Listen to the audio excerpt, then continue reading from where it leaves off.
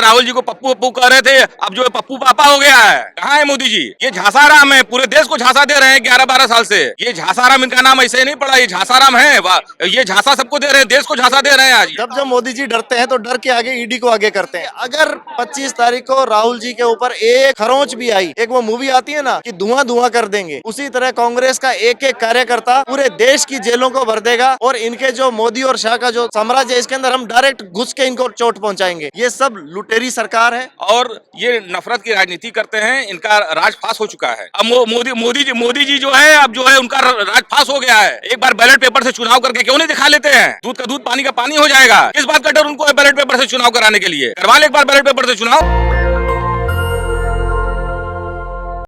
तो देख रहे हैं आप कि किस प्रकार से नारे लग रहे हैं कि राहुल गांधी हम तुम्हारे साथ हैं, राहुल गांधी हम तुम्हारे साथ हैं।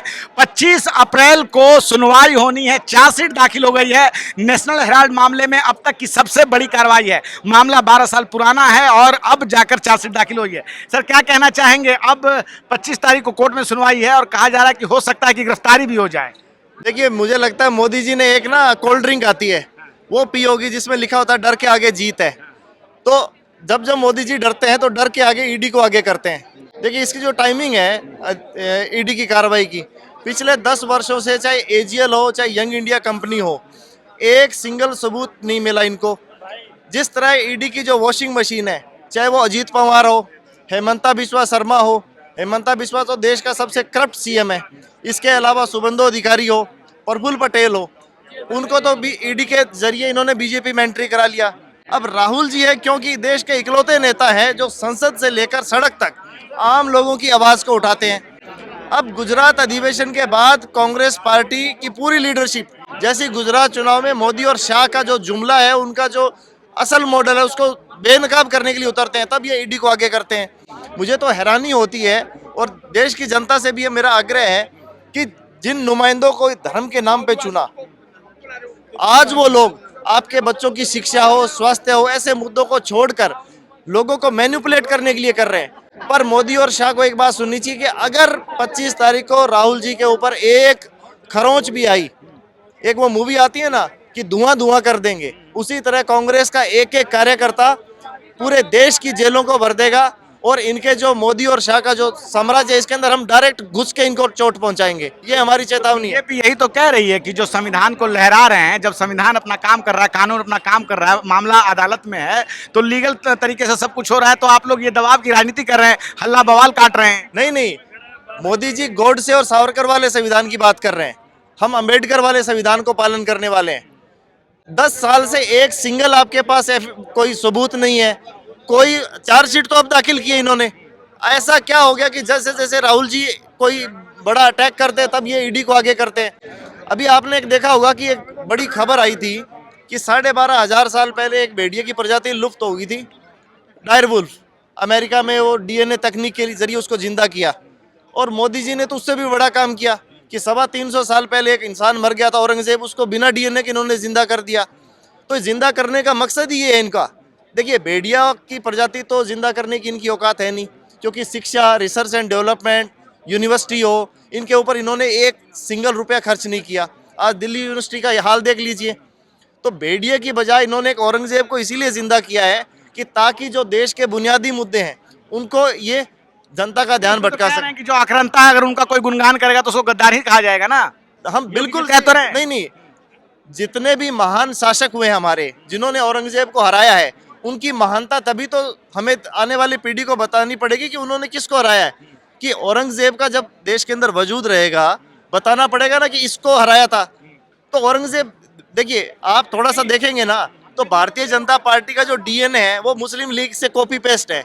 आज़ादी के आंदोलन या उससे पहले ये बहुत बड़े इनको फंडिंग होती थी।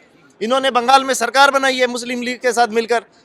हिंदू महासभा क्या करती थी, अंग्रेजों के उसके ऊपर फंडिंग पे काम करती थी, चाहे सावरकर हो। अब औरंगजेब का मुद्दा इसलिए इनको दबाना पड़ा कि धीरे धीरे जो परतें हैं वो दूसरी तरफ जा रही थी। तो तो इसलिए इनके काबू से बाहर हो गया। मामला अब नेशनल हेराल्ड का है। औरंगजेब की बात तो दूसरी बात है, जिस प्रकार से इसमें एक कंपनी बनाकर अधिग्रहण किया गया और जो मतलब 2000 करोड़ की कंपनी है, मात्र एक यंग इंडिया कंपनी जो है 50 लाख की कंपनी बनाकर उसको अधिग्रहण किया गया, लाभ कमाया गया। और 2012 का मामला है जब सरकार नहीं बनी थी मोदी जी की, और उसके बाद 13 साल बाद चार्जशीट दाखिल हो गई है। तो ये तो कह रहे हैं कि सारी कानूनी प्रक्रियाओं का जो है पूरी तरह से पालन किया गया है, सब कुछ ध्यान रखा गया है, इसमें कहीं भी कोई भी जो है राजनीति नहीं है। देखिए, सब आपने सही बोला। 2012 में जब यूपीए की सरकार थी, आप देख सकते हैं कि अगर कांग्रेस के मन में थोड़ा सा भी संशय होता तो क्या उस समय आज मोदी की तरह कांग्रेस पार्टी अप्लाई नहीं कर सकती थी।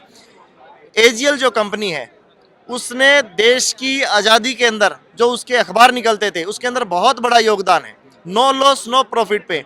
अब चूंकि आज के टाइम में मीडिया पूरा कॉरपोरेट होता जा रहा है तो उसके अंदर वो कंपनी कहीं ना कहीं डगमगा गई, और उसको अगर सहारा देना, ऋण लेके उसको स्टेक होल्डर के रूप में कन्वर्ट करना अगर अपराध है तो फिर मुझे हिसाब से कोई बिजनेस ही नहीं कर पाता।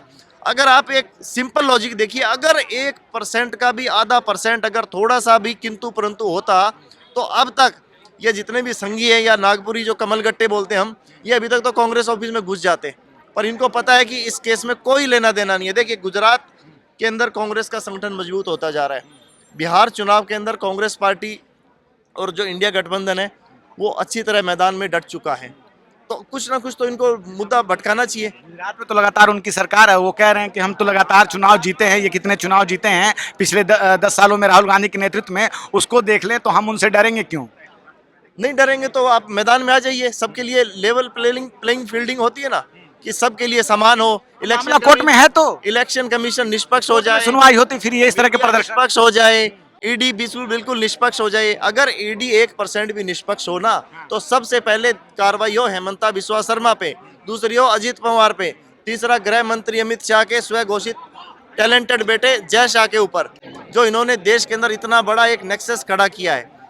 आज आप देखिए कि सबसे गंभीर मुद्दा देश के अंदर है कि अमेरिका जो टैरिफ लगाया उसके बाद देश की जो विदेश नीति है या कूटनीति, उसके अंदर मोदी जी घिरते जा रहे हैं। $109 क्रूड ऑयल उस टाइम मनमोहन सिंह जी ने 70 रुपये पेट्रोल बेचा था, और आज ये मगरमच्छ पकड़ने वाले 62 रुपये प्रति डॉलर बैरल खरीद रहे हैं, और 100 से ऊपर पेट्रोल। ये रुपया कहाँ जा रहा है? ये सब लुटेरी सरकार है।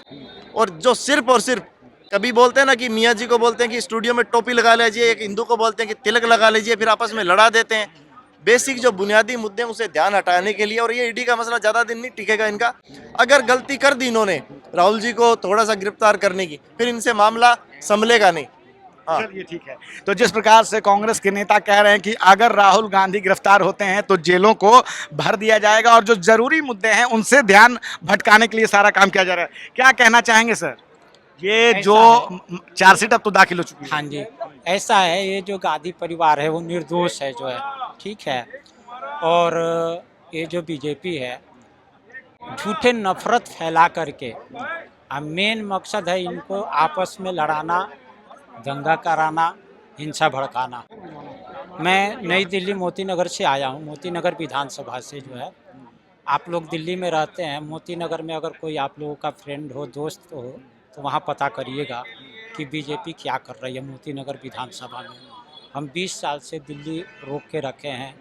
जितने भी पूर्वांचल वासी हैं उन सबको बीजेपी वहाँ पे प्रताड़ित कर रही है।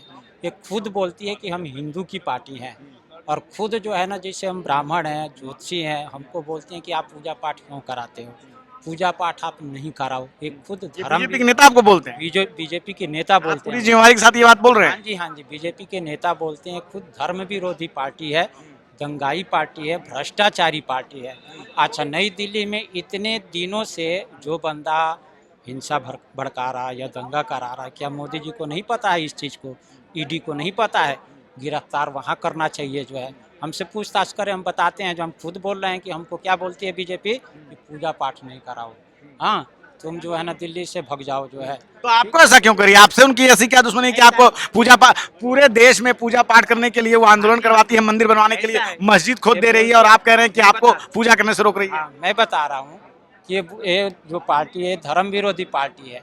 इनका मेन मकसद होता है नफरत फैलाना, हिंसा भड़काना, दंगा कराना, आपस में लड़ाना। इनका काम यही है कि आपस में लड़ो, ठीक है। और ये देखिए कैसे जीत जाते हैं, दलितों का वोट पा करके जीत जाते हैं जो अरे है। तो उसमें विश्वास है ना उनको, दलितों को, तब तो जाके उनको वोट कर रहे हैं मोदी जी को। उनके साथ साथ जो है ना ईवीएम इनका जो है गड़बड़ होता है, ठीक है। ईवीएम मशीन में जो है ना अपना सेटिंग करते हैं, इसलिए इनकी सरकार बन जाती है। आप दिल्ली में है, दिल्ली में मोती नगर में आप लोग पता करें। चलिए ठीक है सर, आप क्या कहना चाहेंगे इस मौके पर? अब तो मामला कोर्ट में है, सब कुछ कोर्ट में होगा, सब कुछ कानून प्रक्रियाओं के साथ होगा, तो इतना हल्ला बवाल क्यों काटा जा रहा है कांग्रेस के द्वारा? देखिए, ये मोदी जी जो है, जब इनको लगता है कि इनकी कुर्सी खतरे में होती है, तब इस तरीके का मोदी जी रायता फैलाते हैं। और मोदी जी जो है, इनकी सरकार हर जगह फेल है, व्यापारी त्रस्त हैं इनसे हर वर्ग परेशान है। महंगाई चरम सीमा पर है, रुपया आप देख लीजिए कितना गिर रहा है, शेयर आप देख लीजिए एकदम रसातल में चला गया है। ये सब की चिंता नहीं है, ये फालतू के मुद्दे मोदी जी उठा के जो है कांग्रेस के लोगों को परेशान कर रहे हैं, क्योंकि जनता में इनका पोल खुल गया है। जनता जान चुकी है कि ये मोदी सरकार फेल हो गई है। अब ये सिर्फ इस तरीके का फालतू का रायता फैला के जो है कांग्रेसियों को परेशान कर रहे हैं और ये नफरत की राजनीति करते हैं। इनका राज फास हो चुका है। ये झांसाराम थे, देश को झांसा देते चले आ रहे हैं। कुछ गड़बड़ करेगा तो उस पर कार्रवाई नहीं होगी? कोई गड़बड़ नहीं है, कहीं कोई गड़बड़ नहीं है। गड़बड़ तो ये खुद कर रहे हैं। मोदी जी ने और अमित शाह जी ने कहा कि जो है आप शेयर में पैसा लगाइए, और शेयर को डुबो दिया। लाखों करोड़ों रुपया जनता का डूब गया। कहाँ है मोदी जी? आप देख लीजिए, व्यापार रसातल में चला गया है, रुपया कितना गिर गया है। ये सब की चिंता नहीं है। व्यापारियों का दिवाला निकल गया है, किसी का व्यापार नहीं चल रहा है, नौकरी से लोगों को निकाला जा रहा है। ये सब की चिंता नहीं है। ये फालतू के मुद्दे उठा के जिसमें कोई दम नहीं है। अगर कोई दम होता तो आज 11-12 जो चार्जशीट जो दाखिल की गई है, ये हवा हवाई में हो गई है। बिल्कुल हवा हवाई है। ये झांसाराम है, पूरे देश को झांसा दे रहे हैं 11-12 साल से। ये झांसाराम, इनका नाम ऐसे ही नहीं पड़ा, ये झांसाराम है। ये झांसा सबको दे रहे हैं, देश को झांसा दे रहे हैं आज ये। कांग्रेसी परेशान क्यों है? अगर मान लीजिए हवा हवाई में चार्जशीट दाखिल की गई है, परेशान कहाँ हैं हम कहाँ परेशान हैं? हमारे अगर नेता के खिलाफ जो है आप जो है अनर्गल जो है चार्जशीट दाखिल करेंगे, हमारे नेता को आप परेशान करेंगे, तो क्या हम विरोध प्रदर्शन नहीं करेंगे? हम आपको आपका मनवाली करने देंगे? हम मुंहतोड़ जवाब देंगे। राहुल गांधी की छवि को नुकसान पहुंचाने के लिए सब कुछ किया जा रहा है। अरे वो राहुल गांधी जी की छवि को क्या नुकसान पहुंचाएंगे? वो इतने दिनों से राहुल जी को पप्पू पप्पू कह रहे थे, अब जो है पप्पू पापा हो गया है। अब मोदी जी जो है, अब जो है उनका राजपास हो गया है, सारा देश जान गया है। तीसरी बार प्रधानमंत्री बने लगातार। आप कह रहे हैं कि देखिए नेहरू जी के बाद ये जो है मोदी जी हैं, कैसे व्यक्ति हैं? वो सब ईवीएम मशीन का खेला है, पूरा देश नहीं दुनिया जानता है। एक बार बैलेट पेपर से चुनाव करके क्यों नहीं दिखा लेते हैं? दूध का दूध पानी का पानी हो जाएगा। किस बात का डर उनको है बैलेट पेपर से चुनाव कराने के लिए? करवा ले एक बार बैलेट पेपर से चुनाव। क्या कहना सर? देखो सर, पढ़े लिखे आदमी को तो आप पप्पू कह रहे हो और अनपढ़ आदमी को विशु कह रहे हो। जो ये तो फर्जी गलत डिग्री- हम तो पप्पू नहीं कह रहे ना, हम आप नहीं कह रहे सर। देश में तो चर्चा आपके द्वारा तो फैलाई गई है सर। ये मीडिया द्वारा मीडिया ने ये फैलाया है। भाई जो भी है सर, और कैसे पता चले आम पब्लिक को? कैसे पता चलेगा सर? जी के पास भी तो डिग्री मैं है। कह रहा हूँ जो भी है, डिग्री है ना? सर। डिग्री दिखाए ना सर। वो 8 साल से दिल्ली यूनिवर्सिटी का कोर्ट का केस ही चल रहा है कि डिग्री नहीं दिखाएंगे जब निजी आदमी को। डिग्री क्यों नहीं अपना दिखाते हो? सुरक्षा का मामला कुछ बताते तो है ऐसा? डिग्री के लिए सुरक्षा है। अरे वो फर्जी डिग्री दाखिल किए हैं, फर्जी डिग्री दाखिल किए हैं, फर्जी डिग्री दाखिल किए तो क्या हम दिखाएंगे? साहब फर्जी डिग्री दाखिल करेंगे। हाँ, बिल्कुल फर्जी डिग्री दाखिल। उनका बयान से आप देख लीजिए, पिछला उनका बयान उठा के देखिए। वो कहते रहे कि मैं तो पढ़ा लिखा हूं ही नहीं। उन्हीं का बयान, जब गुजरात के मुख्यमंत्री हुआ करते थे वो, तो उसी समय उन्होंने बयान दिया था कि भाई मैं तो पढ़ा लिखा हूं नहीं, मैं तो घर से भाग गया था। मैं 35 साल तपस्या किया हूं। तपस्या किए थे तो डिग्री कब उनको मिला? फर्जी डिग्री लाके जो है वो जनता को धोखा दे रहे हैं, झांसा दे रहे हैं पूरे देश की जनता को। अब उनका झांसा नहीं चलने वाला है, उनकी कुर्सी खतरे में है। इस वजह से राहुल जी और सोनिया जी और खड़गे जी को परेशान कर रहे हैं, प्रियंका जी को परेशान कर रहे हैं। चलिए ठीक है, तो किस प्रकार से कांग्रेसी समर्थक जो इस बात का दम भर रहे हैं कि जब राहुल गांधी गुजरात में हुंकार भरते हैं, तब जो है मोदी सरकार परेशान होकर उनके खिलाफ चार्जशीट दाखिल करवा रही है। जिस प्रकार से ये 12 से 13 साल पुराना मामला है, जब कुछ नहीं मिला, जब वो जनता को जो है जरूरी मुद्दों पर जवाब नहीं दे पा रहे हैं, तब जो है इस प्रकार के काम में लिप्त हो गई है। राहुल गांधी की छवि को नुकसान पहुंचाने का बहाना ढूंढ रही है। आने वाले समय में बिहार चुनाव है जो साल के आखिर में होना है, वहां ये एक सबसे बड़ा मुद्दा बनने वाला है। किस प्रकार से भ्रष्टाचार के आरोप में घिरकर केजरीवाल की सरकार चली गई, उसी प्रकार से लगातार जो है मोदी सरकार कुछ न कुछ ऐसा कर रही है, ऐसा जो है कांग्रेसी समर्थक कह रहे हैं। और इसकी लड़ाई जो है सड़क से लेकर अदालत तक कांग्रेसी लड़ने के लिए तैयार हैं। जयराम रमेश ने साथ ही साथ ट्वीट किया कि सत्यमेव जयते, सत्य के साथ कांग्रेस खड़ी है। आप क्या सोचते हैं? अपनी अपनी राय हमें कमेंट में जरूर बताएं। मैं रंजय कुमार, कैमरामैन आशीष के साथ, नेशनल दस्तक। नेशनल दस्तक की आपसे गुजारिश है कि अगर इसको बचाना चाहते हैं तो नेशनल दस्तक को सब्सक्राइब करने के लिए रेड कलर के सब्सक्राइब बटन को दबाएं, फिर बेल आइकन की घंटी दबाएं। नेशनल दस्तक को बचाने के लिए बहुत जरूरी है कि हर खबर को शेयर करें, लाइक करें, कमेंट जरूर करें।